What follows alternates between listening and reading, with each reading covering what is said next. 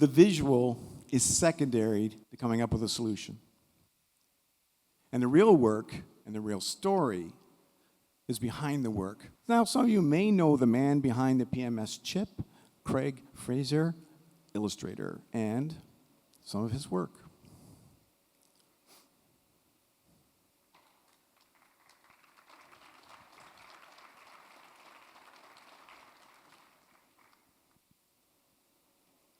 And I think you might know this Craig's work as well, Craig Cutler, photographer, and his work.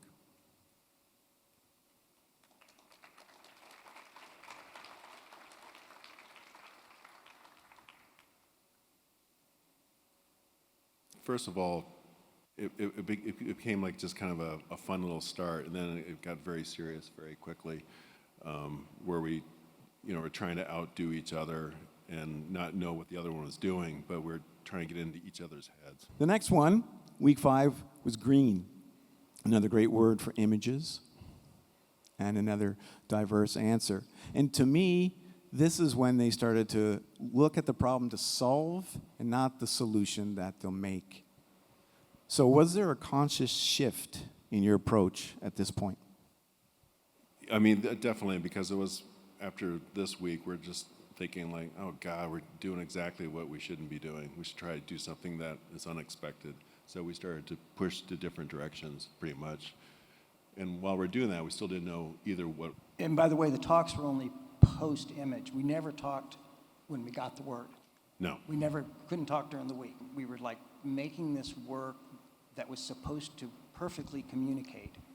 I mean, it's what we're trained to do and it's what we do, but this project was not about that. It was about seeing what kind of portals we could find in our own process to kind of dig into a different way of thinking about things. All right, so it's game on. And I really want you, the audience, to play the game.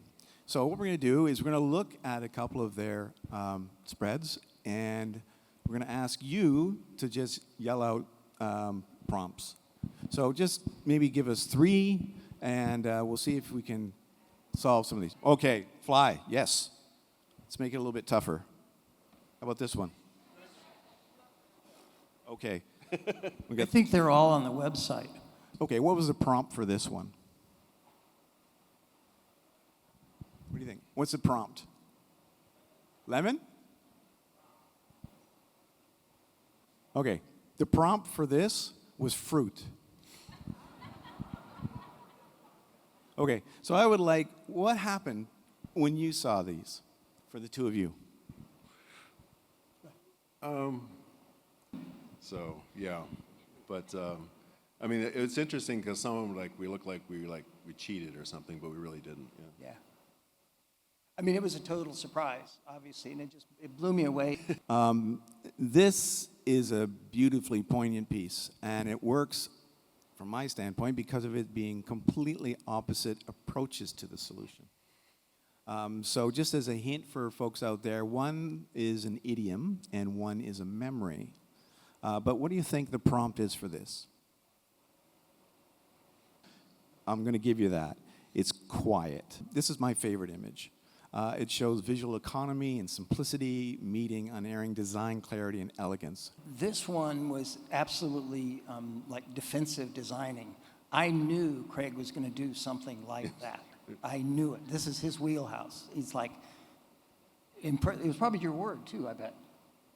Yeah, we'd have these conversations while we're working on this, and you said oh, you got this one. It's so easy for you. So I knew you were going to do that, and I thought, well, the last thing I want to do is try to draw anything realistic because it's never going to look right. And so I kept thinking about what is glass?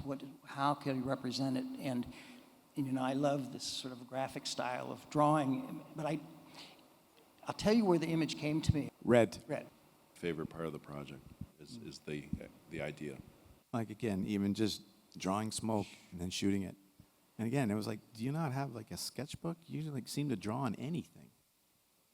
We're starting to kind of influence each other in certain ways. And this certainly compositionally is not unlike a photograph that Craig would take.